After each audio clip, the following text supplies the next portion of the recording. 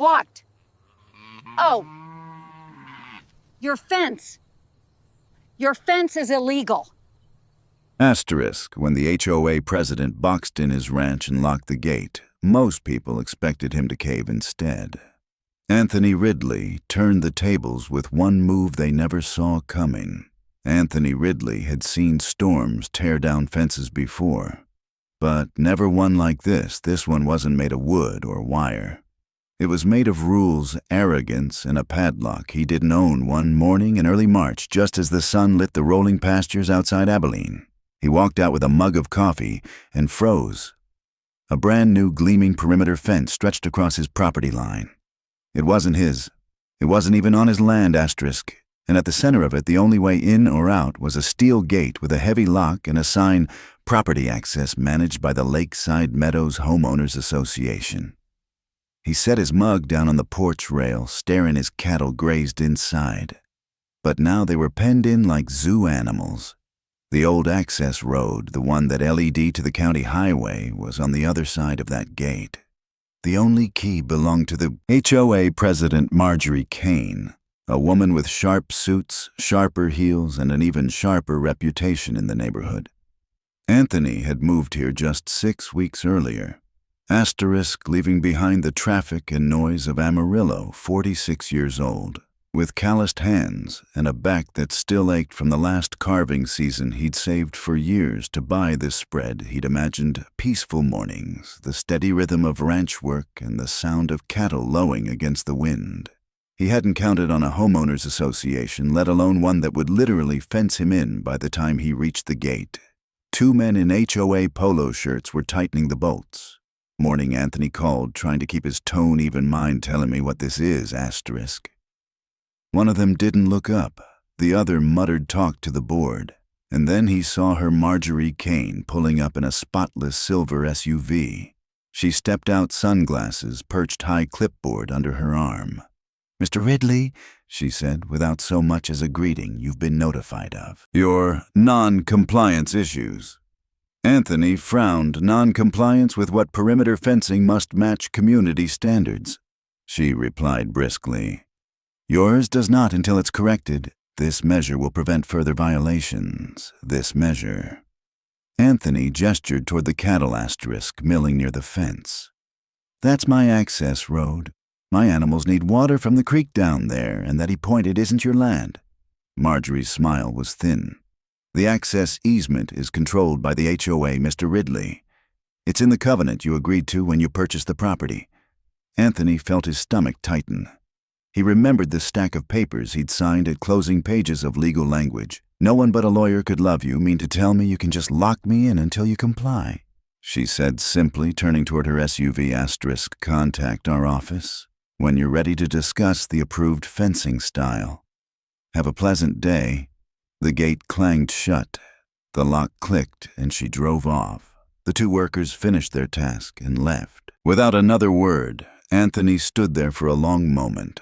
Hands on his hips, the morning breeze tugging at his shirt. He'd dealt with stubborn cattle drought and rising feed prices, but never someone so determined to make a point. That night he sat at the kitchen table with his neighbor Glenn Porter, a retired trucker who'd lived here 20 years. "They've been doing this for a while, asterisk," Glenn said, sipping his coffee. "Marjorie's got the board wrapped around her finger. If she doesn't like you, she'll make your life miserable." Anthony shook his head. "I didn't move out here to get pushed around by a committee. Then you better be ready for a fight." Glenn replied, "She won't back down, and she sure as hell won't give you that key unless you play her game." Anthony leaned back, staring at the ceiling. He wasn't sure yet how far this would go, but something in him refused to give in. The land wasn't just dirt and grass. It was his dream, his work, and his future asterisk. The next morning he drove into town, bought a thick folder, and started collecting every letter, every photo, and every scrap of paper related to the property. If Marjorie wanted a fight, she'd get one, but he had no idea just how personal and how public it was about to become.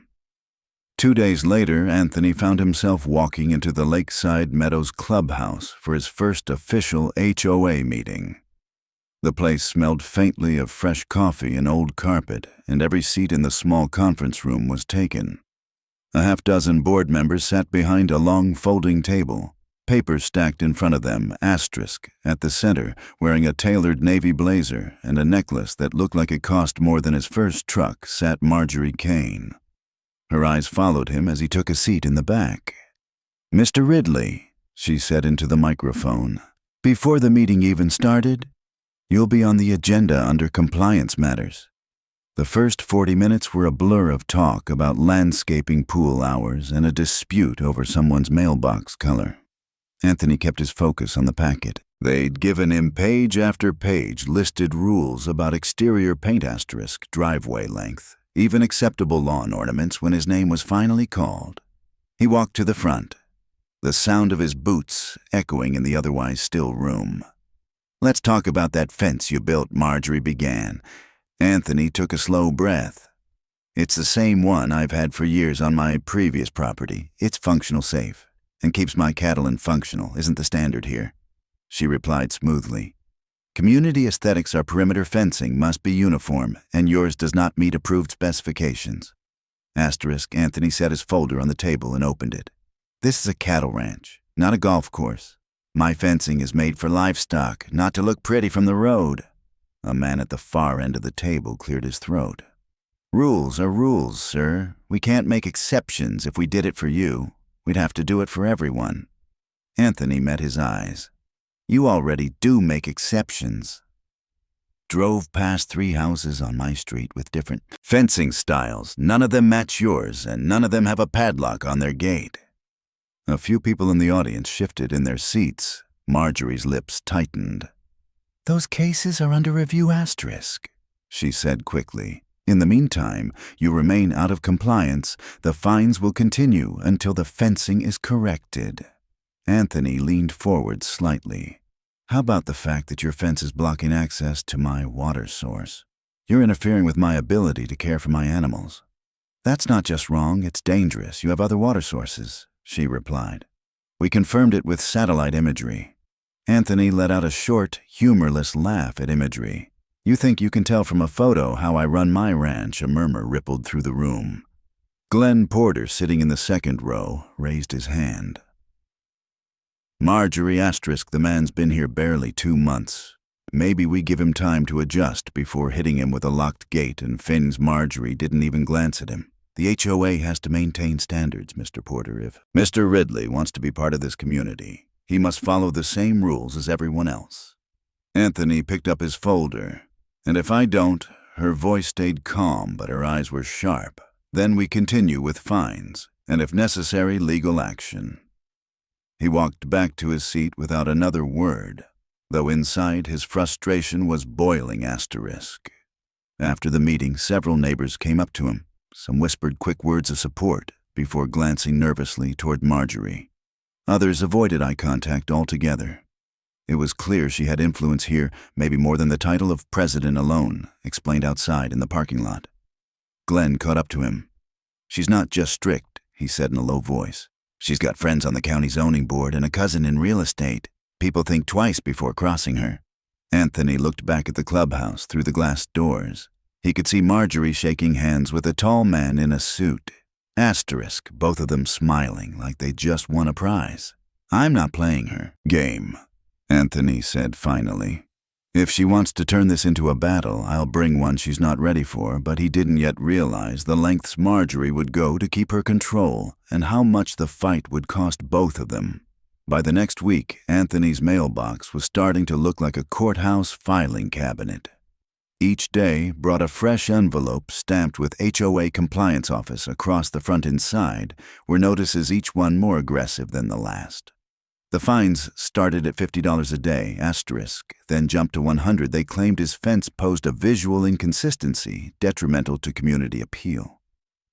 Anthony read the words out loud in his kitchen, shaking his head. "Visual inconsistency. I'm raising cattle, not hosting weddings." Glenn was sitting across the table, sipping black coffee. "They know exactly what they're doing. They keep piling it on.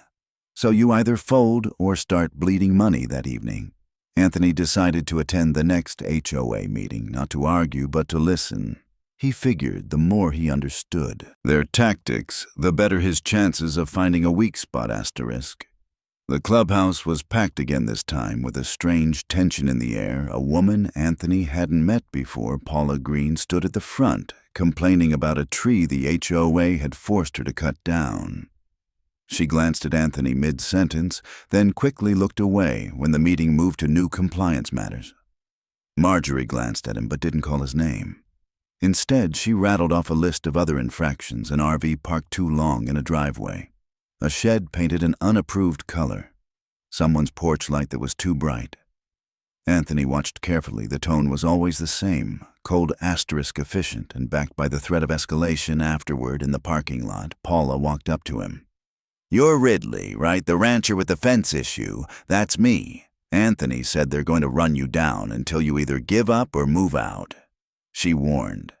"Marjorie's been doing this for years. She doesn't care who you are. She cares about winning." Anthony studied her face. "Why do people let her keep winning?" Paula's answer was quiet, because most folks don't want trouble, and Marjorie knows how to make trouble feel expensive. The conversation stayed with him. He realized the HOA wasn't just enforcing rules. It was building a culture where fear kept everyone in line, and now by refusing to bow, he was drawing a line of his own. The next day, Anthony called the HOA office. "I'm requesting mediation." He told the woman who answered, "I want to sit down with the board and work out a compromise." When the mediation day came, he walked into the room with photographs of his cattle, maps of the property, and documentation of every conversation. So far, Marjorie sat across the table, flipping through a thin binder as if she already knew the outcome. "Mr. Ridley," the mediator began, "the HOA is willing to waive some of the fines if you agree to replace your fence within 60 days. Anthony shook his head. "That's not a compromise. That's just your original demand." With a discount, Marjorie interjected. "We're being generous here, Mr. Ridley. Most people don't get this kind of consideration." Anthony leaned forward. "Most people don't have their animals trapped behind a locked gate either. This isn't just about a fence. It's about my livelihood, and you're standing in the way of it." The mediator shifted uncomfortably. "Let's focus on the practical options." "The practical option," Anthony cut in, "is you give me back access to my own road and stop pretending you're doing me a favor." Marjorie's smile didn't reach her eyes. "We'll be in touch," she said. Standing to leave, the meeting ended without resolution. That night, Anthony sat on his porch long after the sun had gone down, listening to the distant calls of his cattle. The line had been drawn, and neither side was going to cross it willingly. But he didn't know yet, that the fight was about to shift from quiet paperwork to something far more public and far more dangerous. The real breaking point came on a windy Thursday morning. Anthony had been up since dawn, fixing a trough pump near the north pasture. As he walked toward the creek, he noticed his cattle clustered near the new perimeter fence. Restless and pacing, he followed their gaze and saw the problem. The creek was now completely inaccessible. The new fencing didn't just block the road, it cut off the only reliable water source on that side of the property. He dropped his gloves on the ground and climbed over the fence, his boots thudding against the packed dirt on the other side. The locked gate stood like a challenge in front of him, the thick steel shackle gleaming in the morning light. He rattled it hard, the sound echoing across the pasture. No movement, no one to answer. By mid-morning, he was on the phone with the HOA office again. "I need access to that creek immediately." He told the receptionist, "My cattle can't be cut off from water. This is basic animal welfare, *" Her tone was clipped. "Mr. Ridley, the HOA has confirmed there are other water points on your property. Those tanks are for backup," he snapped. "If we hit a heat wave, they won't last a week. Do you want to be responsible for dead cattle?" "I can forward your concern to the board," she replied, clearly uninterested. "But I can't authorize access that afternoon." Anthony drove straight to Marjorie's house. Her place was immaculate, freshly painted siding, trimmed hedges, not a leaf out of place. She opened the door, wearing a pale blue blouse, her expression polite but guarded. "This isn't about fines anymore, *" Anthony said, keeping his voice steady. "It's about my animals. You're cutting them off from water. Marjorie's reply was smooth, almost rehearsed. Mr. Ridley, the HOA operates under a uniform standard. If we make exceptions, it undermines the integrity of the community. The integrity of the community. His voice rose. You're talking about offense. I'm talking about living creatures depending on me to keep them alive. Her expression didn't change. The rules are the rules. Anthony took a step back, clenching his fists asterisk to keep from saying something he'd regret. This isn't over. Marjorie, as he walked away, he caught a glimpse of movement behind her curtains. Neighbors peeking out, watching the fight was no longer just between him and the HOA president. It was a spectacle. 2 days later, the first signs of stress appeared in his herd. A few cattle stood near the fence, bellowing toward the creek. Anthony brought in extra water tanks, but the process of hauling and refilling them was exhausting and expensive. Glenn came over to help one afternoon, asterisk leaning against the truck as they unloaded another tank. She's playing hardball. Glenn said, trying to wear you down until you give in. She's not getting what she wants, Anthony replied, pulling a wrench from the toolbox. I'll keep hauling water if I have to, but I'm not rebuilding that fence just to match her idea of aesthetics. Still, the stress was building by the end of the week. Anthony was running on little sleep, juggling ranch work with constant letters and notices from the HOA. One envelope included a photo asterisk. Someone had taken it from the road, showing one of his water tanks slightly tilted. The letter claimed it was a safety hazard and demanded its removal. That's harassment, Glenn said. After reading it, that's Marjorie, Anthony replied. And then, one morning, the situation shifted. A for sale sign appeared on the small, half-acre lot that contained the locked gate. The land was technically separate from both his ranch and the HOA's main holdings. Anthony stood there staring at the sign, the gears in his mind turning fast. If he owned that strip of land asterisk, he'd own the gate. And if he owned the gate, the lock would be his. But he knew if Marjorie caught wind of his plan, she'd find a way to stop it, so whatever he did next would have to be fast and quiet. Anthony didn't rush straight to the real estate office. He knew better than to charge in without understanding the full picture. That afternoon, he drove into Abilene and sat down with Tom Beard, a local attorney whose office smelled faintly of old paper and fresh coffee. Tom had the kind of handshake that told you he'd been in business a long time. Anthony spread out the letters, photos, and the latest HOA notices on Tom's desk. Asterisk. I want to know if what they're doing is even legal. And if I buy the land with that gate on it, does it give me full control? Tom adjusted his glasses, scanning the documents. They're operating inside the bounds of the covenants you signed when you bought the property. He said slowly, that's the bad news. Those rules were baked into the purchase agreement, and they give the HOA more control than most folks realize. And the good news, Anthony asked Tom, tap the photo of the for sale sign. If that parcel really is separate from HOA ownership, and it's got the only gate access to your property asterisk, then yes, you'd have every legal right to control it, but you'll need to verify that before making a move, and you'll need to make the purchase in a way that doesn't trigger alarm bells at the HOA office. Anthony nodded, meaning Marjorie can't know it's me exactly. Tom said if she catches wind, she could push the seller to accept a competing offer or find a way to rezone before the sale closes. You need to keep your name out of it entirely. For the next few days, Anthony kept up his normal routine as if nothing had changed. He fed the cattle, hauled water, waved at neighbors. But at night, asterisk, he sat at his kitchen table drafting a plan. He contacted an old friend from college, Brett Lawson, who ran a property management company 2 counties over. Brett agreed to set up an LLC under his company's umbrella, giving Anthony total privacy in the transaction. One evening, Glenn stopped by and found Anthony studying a county plat map. You're cooking something up, Glenn said with a grin. Anthony didn't deny it. If I told you, I'd have to make you swear it stays between us. Glenn raised a hand. My lips are sealed. Anthony explained the plan in low tones, asterisk. By the time he finished, Glenn was grinning even wider. That's bold, he said, and I like it. Meanwhile, Marjorie seemed to sense something was shifting. She started showing up near the fence more often. Sometimes with 2 other board members in tow, they'd stand by the gate talking quietly. glancing in Anthony's direction one afternoon as he was repairing a post near the main pasture. She walked over with her usual clipboard. "Mr. Ridley," she said, "we've scheduled another compliance inspection for next week." Anthony didn't look up from his work asterisk. "You can schedule all you want. My fence isn't changing. You're only making things harder on yourself." She replied. He straightened and met her gaze. "And you're underestimating me."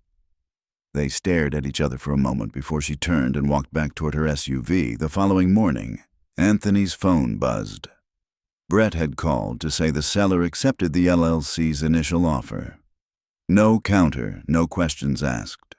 The closing date was set for just under 3 weeks away. It felt like the first real victory. In months, asterisk, but Tom warned him to keep his guard up. The deal's not final until the ink's dry. He said, "Don't let your opponent know you're already holding the winning hand." Anthony agreed. He knew Marjorie wouldn't stop until she was certain she'd won. The trick was to let her think she was still in control right up until the moment she wasn't. But keeping a secret in a small community is like holding water in your hands. And Anthony was about to find out just how fast word could spread. 2 days after Brett's call, Anthony drove past the lot with the gate just to make sure the for sale sign was still planted in the ground, asterisk. It was a gust of wind had bent one corner, but otherwise nothing had changed. He parked down the road and sat for a while watching. The property was small, just enough to hold the gate, a narrow gravel strip, and a thin line of mesquite trees along the back. But it was the choke point for everything beyond it. Whoever controlled this strip controlled every vehicle, every delivery, and every person entering his ranch. Anthony knew the HOA would have been on it already if they'd had the funds or the legal claim to grab it. The fact that they hadn't meant there was a gap, asterisk one. He could quietly slide through that afternoon. Brett called again. Title search came back clean. No liens, no disputes. Seller's just looking to unload it quick. Probably doesn't even realize the leverage it gives. Anthony smiled to himself. Good, let's keep it that way the next week. He kept a careful routine. No sudden visits to town. No unusual conversations with neighbors. If anyone asked about the fence situation, he just shrugged and said, "We'll see how it plays out inside," though his mind was already running through asterisk what it would feel like to slide his own key into that padlock and turn it. One evening, Glenn came over with a cooler of beer and leaned against the porch railing. "You've been awfully quiet lately," he said. "That's either good news or you're planning something dangerous." Anthony handed him a beer. "Let's just say I'm lining things up so I don't have to ask for permission anymore." Glenn grinned. "Now that sounds like the Anthony." I know the hardest part was resisting the urge to tip his hand when he saw Marjorie twice that week, asterisk. She drove past while Anthony was out by the road. She gave her usual curt wave, more of a motion than a greeting, and he kept his face unreadable. But inside the HOA office, things were shifting. Paula Green, the neighbor who'd warned Anthony about Marjorie's tactics, caught him in the grocery store one morning. "I heard the board's been sniffing around that gate lot," she said quietly, glancing around the aisle. "Don't know what they're planning, but they're talking to a surveyor." Anthony kept his voice calm. Appreciate the heads up that night. He called Brett. "We need to move faster if they start bringing in surveyors, asterisk. They could slow the sale or try to tie it up in court." Brett didn't hesitate. "I'll push the title company. We can get you an escrow by Friday." The days between felt like a slow boil. Anthony went about his chores, but every creak of tires on gravel had him glancing toward the road. The thought of Marjorie swooping in at the last minute gnawed at him. On Friday morning, Brett called again. "It's done. Escrow's open, deposits down. We're locked in. Unless you back out, and I know you're not backing out." Anthony let out a breath. He hadn't realized he was holding asterisk. Let's get it closed as soon as possible. He didn't celebrate that night. Instead, he sat at the kitchen table, pen in hand, making a list of every scenario he could think of once he had the gate. There was no doubt in his mind that Marjorie would push back hard. She might call the sheriff, threaten lawsuits, even rally the board to write new rules. But none of that mattered. If the legal ownership was his still, the victory wouldn't mean much if the HOA found another way to corner him. He'd need to be ready not just for the fight, asterisk, but for the fallout. But even with all his planning, Anthony couldn't Predict how fast the tension would spike once the sale became public and how quickly lines in the community would be redrawn. The closing date landed on a gray Tuesday morning, the kind where the sky felt heavy but refused to give rain. Anthony dressed like it was any other day. Worn jeans boots dusty from the pasture, a plain button-up shirt, he drove into Abilene without telling a soul, parking behind the title company's small brick office asterisk. Brett was already inside sipping coffee and flipping through the paperwork. "Morning," Brett said with a grin ready to make Marjorie's life a whole lot more complicated. Anthony smirked. "Let's get it done." The process was straightforward because the LC was listed as the buyer. Anthony's name never touched the official sale documents Brett signed on behalf of the company, slid the papers across the desk, and within an hour, the deal was sealed. The keys a single, the heavy silver set on a worn leather FOB sat in the center of the table. Brett pushed them toward. "Anthony, they're yours, asterisk." Anthony picked them up. Turning the largest one in his hand, he could feel the weight of it, not just metal, but leverage for months. Marjorie had dictated when and how he could access his own land now, with one twist of this key. All that power shifted, they left through the back door, careful not to draw attention. Brett clapped him on the shoulder. "Congratulations, you just bought yourself a gate and a fight back at the ranch." Anthony parked by the road and walked the last 50 yards to the lot. The gate stood there the same as always, asterisk. But it looked different now. It was no longer an obstacle. It was his. He slid the key into the padlock. It turned smoothly, and the shackle popped open. The sound was sharper than he expected. Final, almost like a door closing behind him. He swung the gate wide and stepped back, letting the cattle in the nearest pasture wander toward the creek. For the first time in weeks, he felt a sense of control returning. That feeling lasted exactly 2 days on. The third morning, a white SUV pulled up and stopped in front of the gate. Marjorie stepped out, heels clicking on the gravel asterisk, clipboard in hand. 2 other board members got out as well. "Mr. Ridley," she said, her voice cool, "you appear to have accessed HOA property without authorization." Anthony leaned on the gate. "This isn't HOA property anymore. I own this lot. You can check the county records if you don't believe me." Her eyes narrowed. "That's impossible. The association had first right of refusal." "Maybe they did," he said evenly, "but they didn't use it. The seller took my offer. Now this gate is mine, and I've got the paperwork to prove it." One of the board members shifted uncomfortably. "Asterisk, Marjorie, if that's true," she cut him off.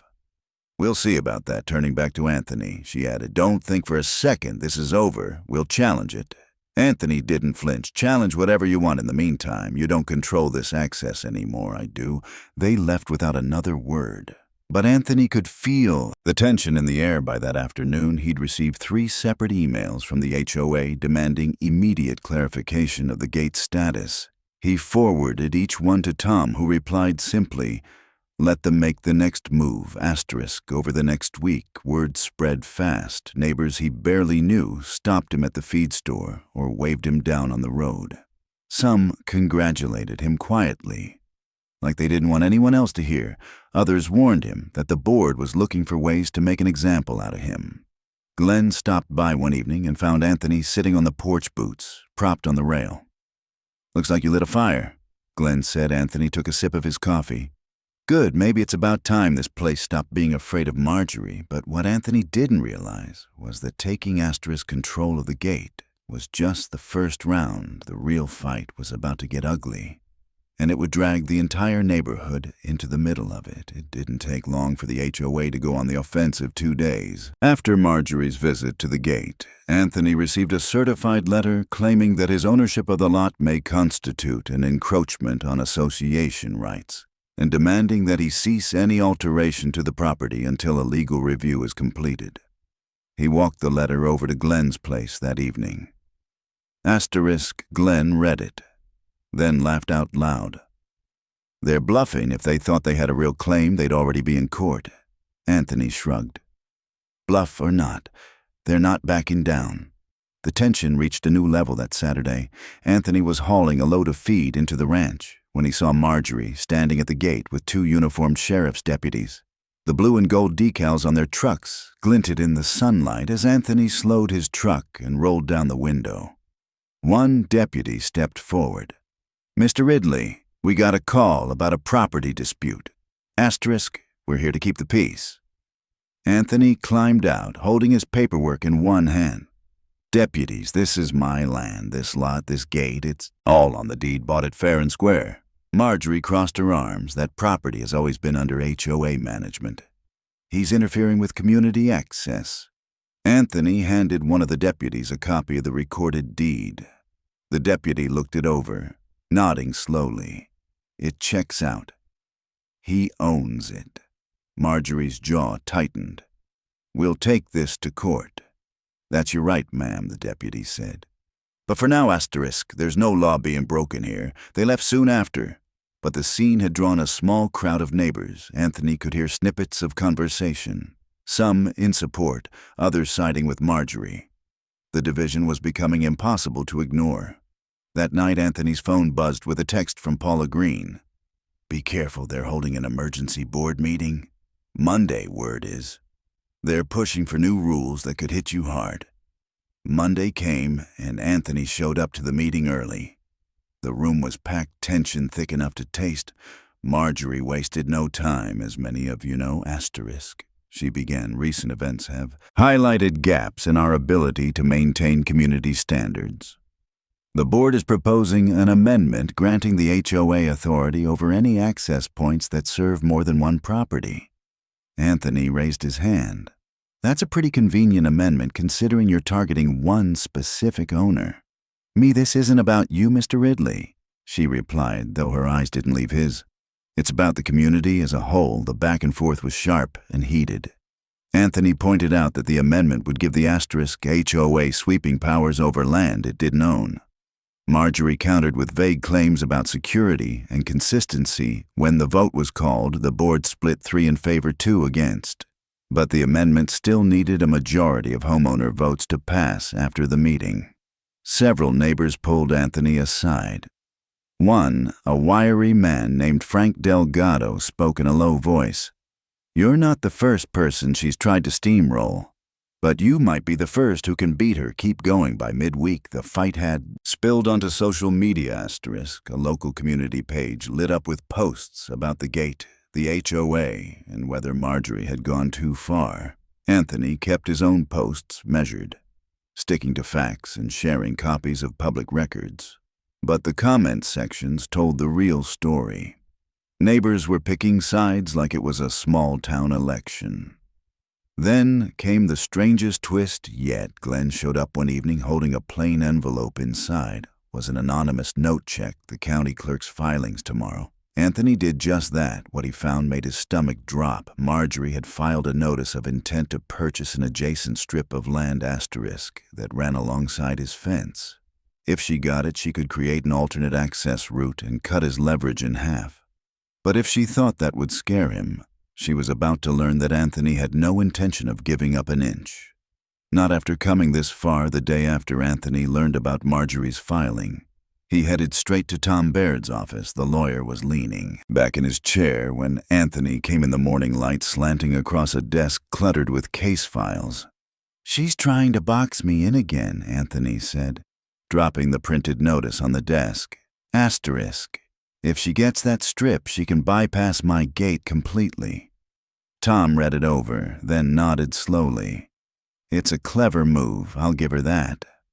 But it's not a done deal. That land is county-owned for now, and it's earmarked for possible utility access. She'll have to jump through a lot of hoops to get it. We can slow her down, file an objection request, a review of the sale process, maybe even lobby the county to keep it public. Do it." Anthony said, "I'll pay whatever it costs." Tom got to work immediately. But outside the legal arena, things were heating up fast. The local paper ran a front-page story: "Asterisk Rancher battles HOA over locked gate."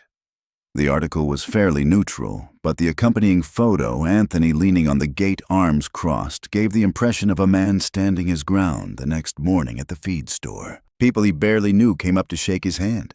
"Saw you in the paper," one older man said. "About time someone stood up to them." Not everyone was on his side.